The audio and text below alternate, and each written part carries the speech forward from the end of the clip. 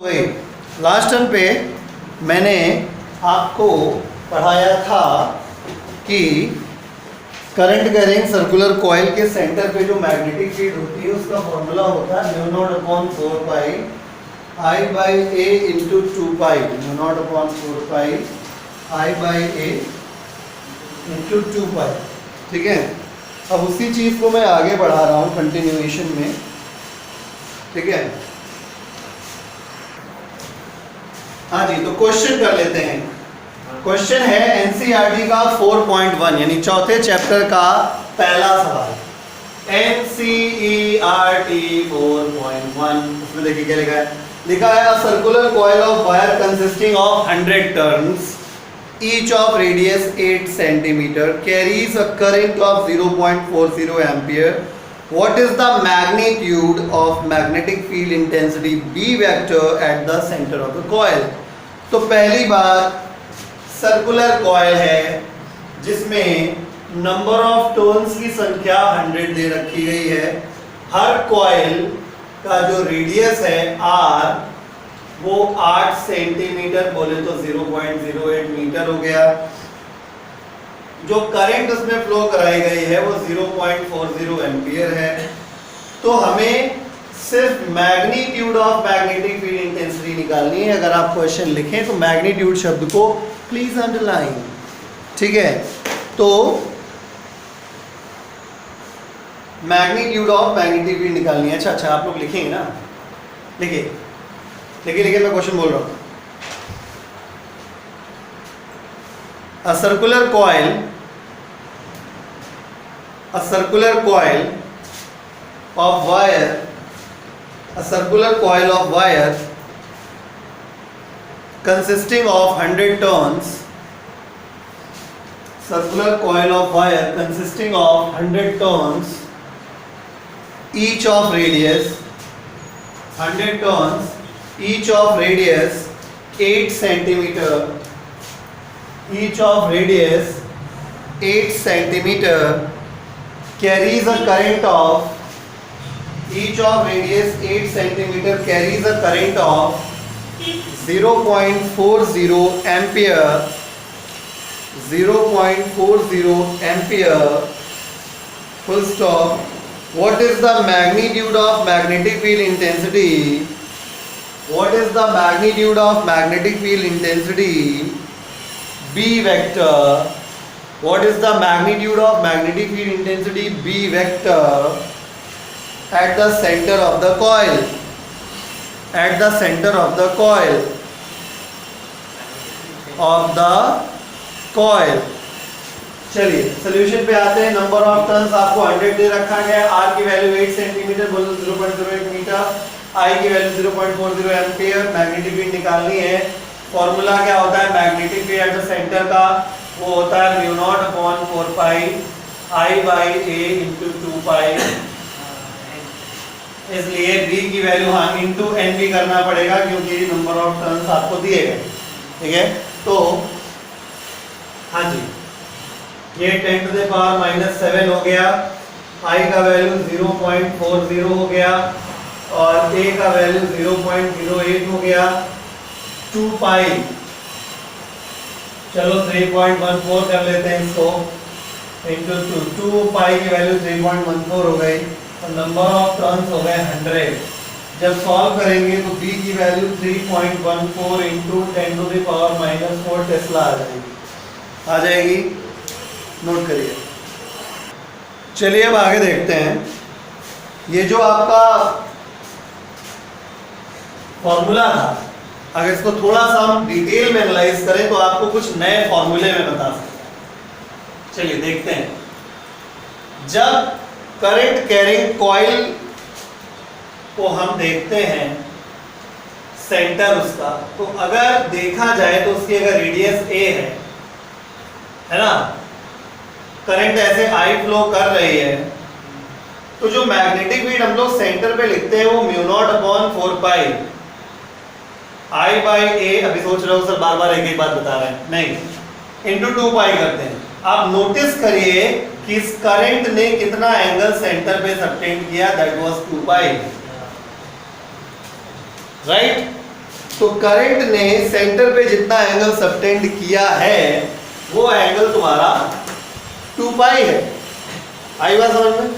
ठीक है, तो अब ये 2 पाई जो एंगल है आपका वो पूरे वायर की वजह से, अगर मान लो यही पूरा लूप ना होके हमें आधा दे दिया जाए, मींस ये ऐसे था, आधा क्या हुआ, ये हुआ, लो भैया नीचे का हिस्सा नहीं।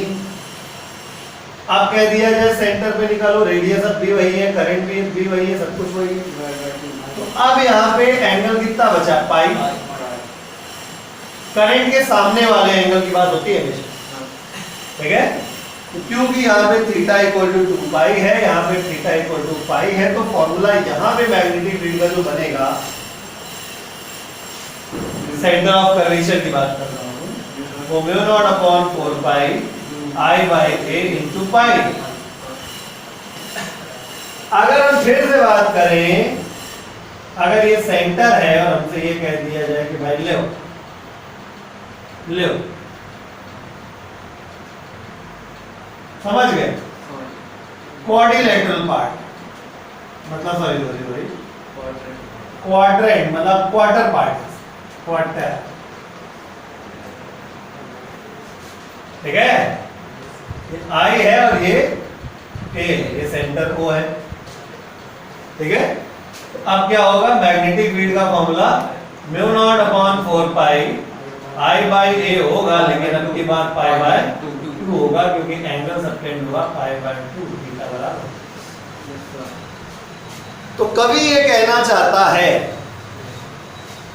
कि अगर कोई करंट कैरिंग सेगमेंट है और उस करंट कैरिंग सेगमेंट के सेंटर ऑफ कर्वेचर पे अगर आपको मैग्नेटिक फील्ड निकालनी हो, कंसीडर द सिचुएशन, ऐसी स्थिति में हियर जो मैग्नेटिक फील्ड आती है वो आती है mu naught upon 4 pi I by A into theta, provided, आपने नोटिस नहीं किया मैंने डिग्री में कहीं एंगल नहीं लिखा है, सब रेडियन में, 2 pi radian, pi radian, pi by 2 radian. ये थीटा की वैल्यू काय में होनी चाहिए, इन रेडियन। ये इससे तो आएगा सिर्फ मैग्नीट्यूड, ये क्या है अभी मत लिखिए, ये सिर्फ मैग्नीट्यूड है, magnitude of magnetic field intensity at centre of curvature of current carrying segment of wire, segment of wire, ठीक है। थोड़ा जूम करके आप लोग देख लीजिए, है क्लियर। अब रह गई बात डायरेक्शन की, डायरेक्शन की। तो डायरेक्शन निकालने का तरीका जैसे वहां था वही यहाँ पे, क्या कि आप करंट की डायरेक्शन में राइट हैंड की फिंगर से घुमाएंगे, thumb will give the direction, बाहर की तरफ, बाहर की तरफ, अंदर की तरफ, इसमें हाँ सॉरी हाँ, इनवर्ड्स इनवर्ड्स इनवर्ड्स, आई बात समझ में, ठीक है। तो चलिए हेडिंग डालिए,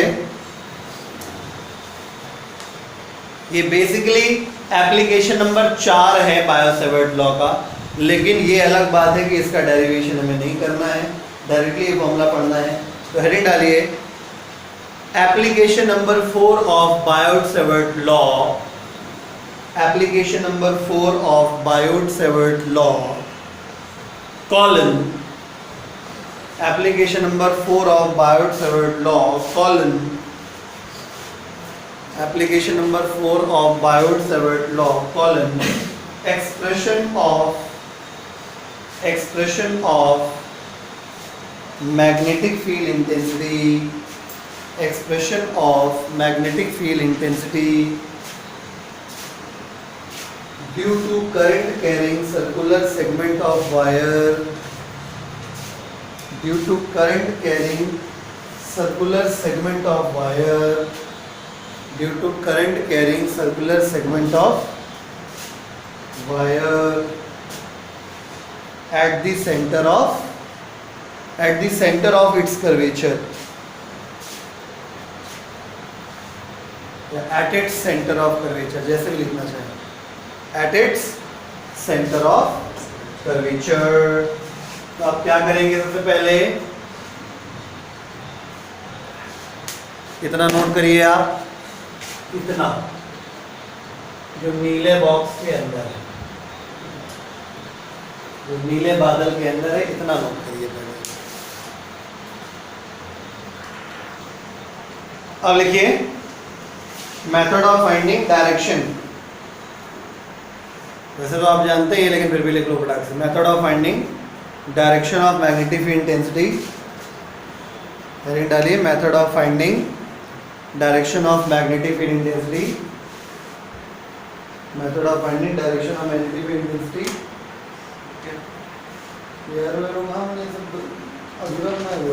Method of finding direction of magnetic field intensity at the center of current carrying circular segment of wire. Method of finding direction of magnetic field intensity at the center of current carrying circular segment of wire. At the center of current carrying circular segment of wire. Circular segment of wire. Segment of wire. लिखिए फटाक से। If we turn the fingers of our right hand, if we turn the fingers of our right hand, if we turn the fingers of our right hand in the direction of flow of current, in the direction of flow of current, in the direction of flow of current, in the direction of flow of current, then the stretched thumb of right hand, stretched thumb of right hand, stretched thumb of right hand will give the direction of magnetic field, will give the direction of magnetic field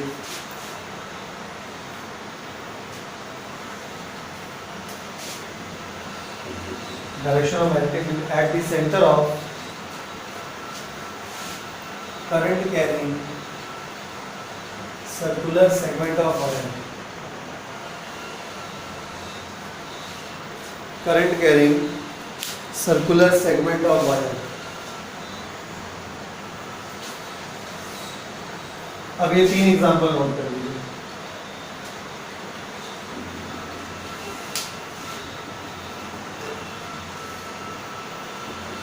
तो चलिए अब एक question करेंगे।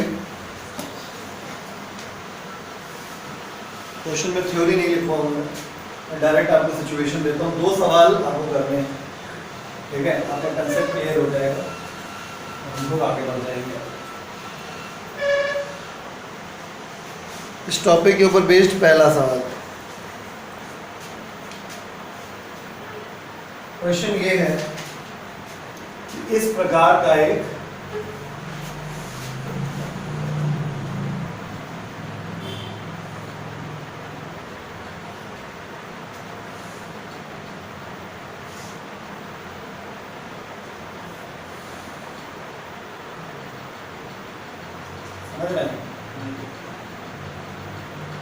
मतलब ये भी circular segment है, ये सेंटर O है, ये रेडियस जो दी हुई है वो A1 दी हुई है, और ये वाली जो रेडियस दी हुई है वो A2 दी हुई है। जो I करंट है वो ये है, I करंट ये है, O सेंटर है, ये पॉइंट P दिया है, ये Q दिया है, ये R दिया है, ये S दिया है, और ये पॉइंट T दिया हुआ है। ऐसा कोई भी पॉइंट बीच में ऐसे दे दिया। आई करंट फ्लो कर रही है पूरे में। आपको सेंटर पे मैग्नेटिक फील्ड इंटेंसिटी निकालनी है। फाइंड, क्वेश्चन ये है, find magnetic field intensity at O। पूरा लिख दे रहा हूँ, magnetic field intensity at O, ये सवाल है। हाँ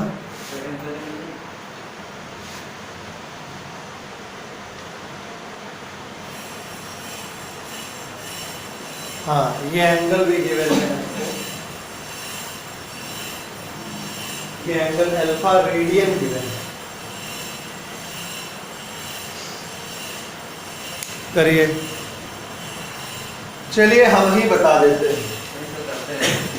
देखिए सॉल्यूशन पार्ट पे अगर आए तो देखिए वो पॉइंट पे जो मैग्नेटिक फील्ड एक्सर्ट करने की यहाँ बात हो रही है, वो पॉइंट पे अकेले एक ही चीज मैग्नेटिक फील्ड एक्सर्ट नहीं कर रही है, यहाँ पे कई सारी चीजें हैं। एक ये सर्कुलर वाला सेगमेंट है, एक ये स्ट्रेट सेगमेंट है, एक फिर ये सर्कुलर है, एक फिर ये स्ट्रेट है। तो कुल मिला के मुझे दो बातें जो पहले याद आ रही है वो ये है कि मैं दो का काम तुरंत तमाम कर सकता हूँ, magnetic field due to segment PQ और magnetic field due to segment RS is equal to 0। Why सो?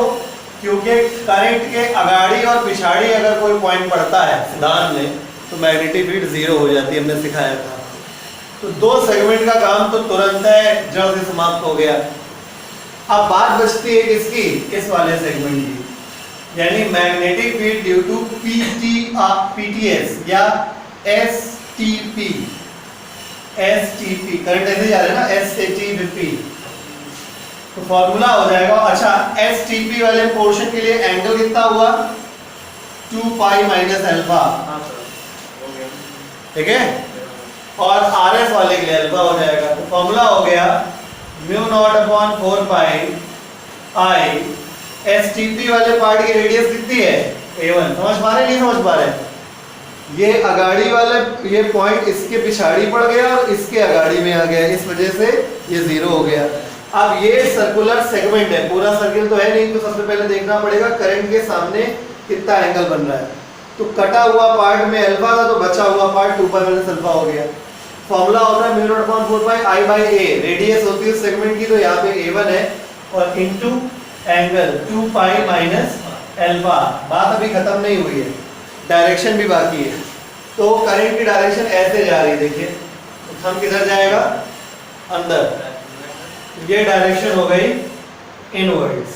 अब बचा केवल RS या QR।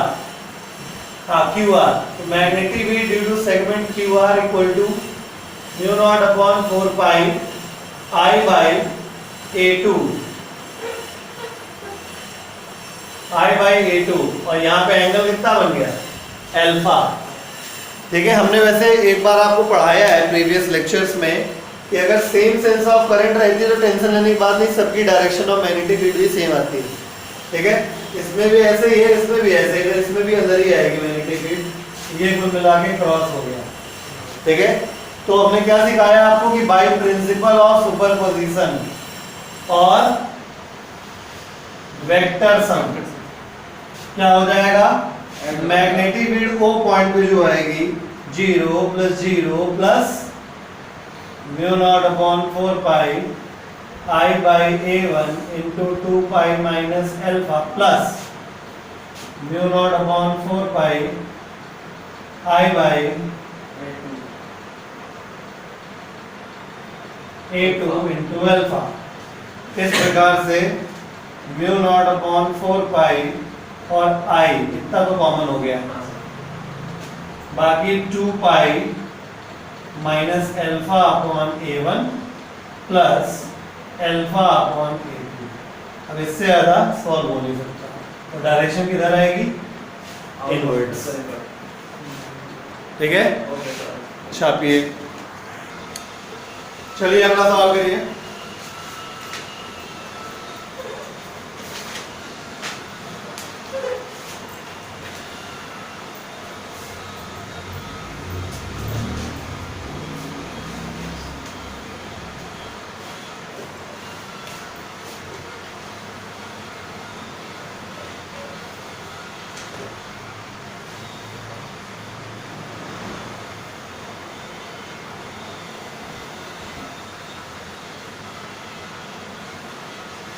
ये है,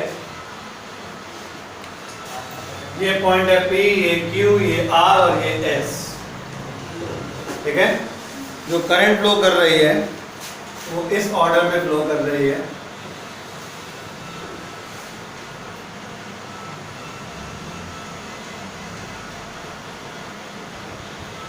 आपको O पॉइंट में मैग्नेटिक फील्ड निकालनी है।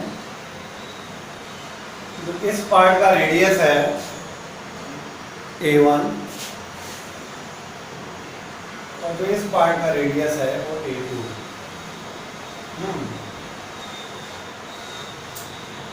और ये इसको चलो मैं A कह देता हूँ, इस पॉइंट को B कह देता हूँ, समझने में आसानी हो जाएगी। आपको फाइंड करना है find magnetic field intensity at O। चलिए मैं बताता हूँ इस सवाल को। सबसे पहली बात तो यहाँ पे सीधे वाले सेगमेंट के अगाड़ी और पिछाड़ी देख लीजिए। इस क्वेश्चन में मैग्नेटिक फील्ड PQ की वजह से और मैग्नेटिक फील्ड RS की वजह से 0 है। ठीक है, दूसरी बात, मैग्नेटिक फील्ड यहाँ पे जो हम निकालेंगे QR के बारे में, वो μ0/4 I by A1 into pi and direction is outwards। ऐसे ही मैग्नेटिक फील्ड अगर हम निकालते हैं SB है ना, μ0/4 I by रेडियस इस बार A2 है, एंगल फिर से पाई बनेगा। दोनों के लिए एंगल क्या बन रहा है? पाई बन रहा है। और डायरेक्शन इस बार इनवर्स होगा। ठीक है, तो अब सवाल ये उठता है कौन बड़ा कौन छोटा। तो दोनों में सारी चीजें सेम है। A1 देखिए छोटा है, A1 छोटा है तो ये बड़ा हो जाएगा, और A2 बड़ा है तो ये छोटा हो जाएगा। इससे ये आइडिया लग गया कि कौन सी वाली मैग्नेटिक फील्ड बड़ी है और कौन सी वाली छोटी है, क्योंकि सब्ट्रैक्ट करने का केस बन रहा है। अपोजिट डायरेक्शन है ना, तो सब्ट्रैक्ट करना पड़ेगा। तो बाय प्रिंसिपल ऑफ सुपरपोजिशन और vector sum, magnetic field intensity O point पे जो आएगी वो 0 + 0 plus μ0/4 I by A1 into pi minus μ0/4 I by A2 into pi। तो O पॉइंट पे जो मैग्नेटिक फील्ड आ रहा है वो μ0/4 I pi 1/A1 minus 1/A2। पाई से पाई काट सकते हैं, तो μ0 I by 4 1/A1 minus 1/A2। घटाने वाले केस में जो बड़ा वाला होता है डायरेक्शन उसी की तरफ है, तो डायरेक्शन हो जाएगी इसकी आउटवर्ड।